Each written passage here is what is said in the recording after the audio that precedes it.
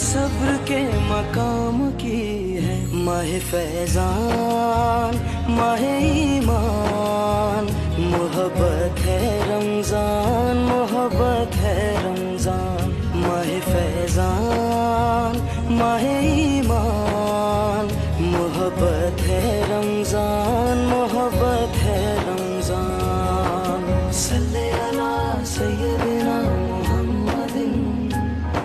صلی علی سیدنا محمد یہ بھوک پیاس یہ سختی تو ایک سعادت ہے جو وقت روزے میں گزرے وہ